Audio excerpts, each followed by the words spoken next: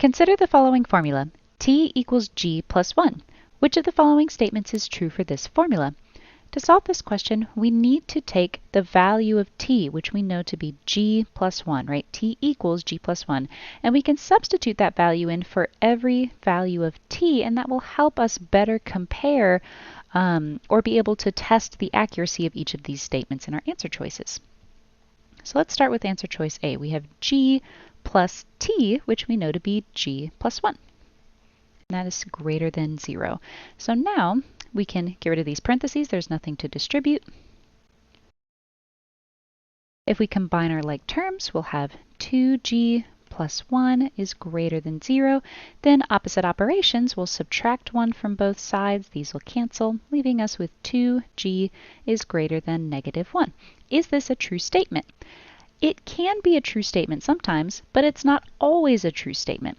Think about if we were to plug in a large negative number right here. If we were to plug in negative 10 times 2, we would have negative 20, and that is not greater than negative 1. That is less than negative 1. So this statement, answer choice A, is incorrect. Now let's look at answer choice B. Again, plugging in g plus 1 for t, plus g is greater than 2 times t, which is g plus 1. Let's combine our like terms. G plus g will give us 2g plus 1 is greater than 2 times g is 2g, and 2 times 1 will be plus 2. If we look at this inequality, we can see that the two g's are equivalent to one another. The only difference is the constant, plus 1 and plus 2.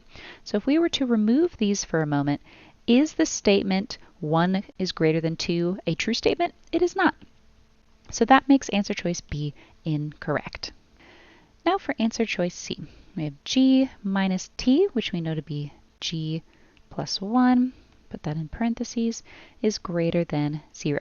Now in this case, it's very important that we put our value of t in parentheses because we're going to have to distribute this negative sign to both things inside of the parentheses, and that will heavily affect our answer.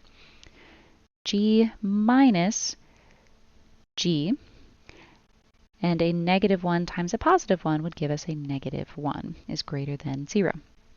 G minus g, this would completely cancel out, leaving us with negative 1 is greater than 0, and this is a false statement. If you wouldn't have distributed that negative, you would have 1 is greater than 0, and that is a true statement, but that would lead you to pick the wrong answer. So C is incorrect.